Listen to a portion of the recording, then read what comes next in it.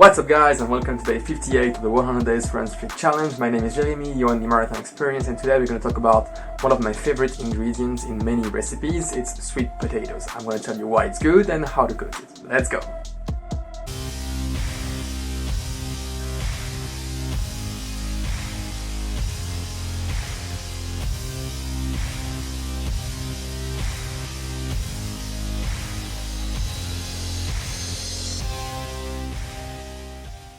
This video is kind of following yesterday's videos about eggplants. Now I explain 3 different recipes and why I like eggplants so much. Today I would like to talk about another ingredient that could be in a lot of different recipes and that is also very good for you and your health. Although sweet potato do contain a lot of carbs, which is something that you want to avoid a little bit if you're trying to lose weight, but at the same time it's probably the richest ingredient that includes carbs ever. For instance, if you're eating candy or cookie or something extremely sweet, it would have a lot of carbs, so does sweet potatoes. But the thing is that the candy and the cookies, they have only carbs. That's the only thing they can provide to your organism, to your body. When the sweet potatoes actually have carbs, but a lot of vitamins C, D, B6, etc. And they also provide a lot of minerals, antioxidants, and fiber, which are responsible for making you feel stuffed, basically, which you don't feel after eating candies or cookies. So let's now dive into the 3 main recipes that I love with sweet potatoes.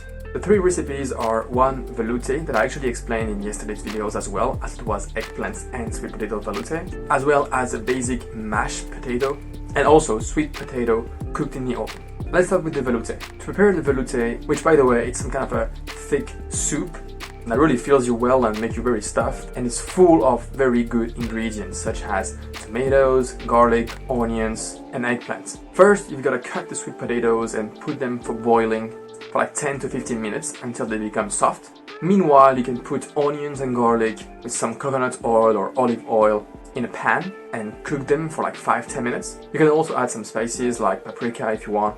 Then you can cut the tomatoes and the eggplants and put them all in a pan with the onions and the garlic. Make it cook all together for 10-15 minutes, and when this is all done, put everything in the blender. Add also the sweet potato that were boiling before, all in the blender. And this all become like a nice kind of thick soup mixture that is extremely rich in nutrients and that is going to stuff you very well.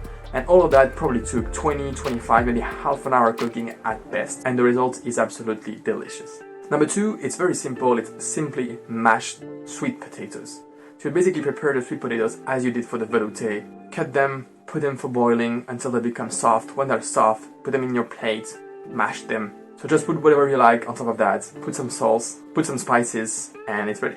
Third one is probably one of my best recipes ever. I love this one. And if you want to prepare it for 4 servings or let's say 2 meals for 2 adults, you basically need 2 big sweet potatoes. Try to make them big because we're basically gonna dig them up and put some stuff into it, so the bigger they are, the easier it's gonna be to stuff them, basically. On top of that, you'll need some mozzarella, 4 eggs, spring onions, some cherry tomatoes, and some olive oil. First step is to clean the sweet potatoes, put some oils around it, then prick the sweet potatoes with a fork in order to make some holes in it, because we need the sweet potatoes to cook inside. So put all of that in the oven for 50 minutes at around 280 degrees Celsius. Once the sweet potatoes are done, you can just take them out of the oven, cut them in half, and then carve a little hole in it.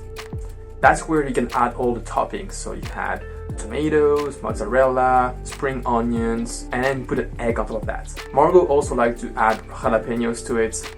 I don't care for them so much, but if you like it spicy, go ahead and add those. Once you're done putting all the toppings on all your half sweet potatoes, just put all of that back in the oven for another 15 minutes of cooking, and in 15 minutes, you're done. You can eat those. So this recipe takes slightly longer to do, but oh my god, first it will look beautiful and it's absolutely delicious. And since you've added the egg, you also add a little bit of protein to that, on top of all the other rich nutrients that you got from sweet potatoes, tomato, and everything you add on top, basically. That's it, guys. Those are the 3 main recipes that I love to do with sweet potatoes. Let me know in the comments if you've ever tried one of those recipes or if you're going to. Also, if you got some value out of this video, go ahead and hit the thumbs up, It would help a lot pushing these videos to more viewers. That's how the YouTube algorithm works. Now let's move on to the RunStreak update of the day. This morning my weight was at 79.1, which again, my body is still recovering from the 5 days of vacation we had with Margot, where I wasn't eating really well, to be fair. So it's not unnormal that I'm at this weight. I now only have to keep eating healthy and the weight is gonna go down naturally. Today I made my run in slightly over 58 minutes. It was my classic 10k. Felt very well actually, and that's another 10k in the books. By the way, if you're joining the channel right now, I am in the middle of a 100 days RunStreak challenge where I run a 10k every single day. I also upload a video on YouTube every single day about tips, advice, recipes, and feedbacks about this 100 days challenge. So if you want to be part of the journey, go ahead and hit subscribe, hit the notification button, and I'll see you tomorrow.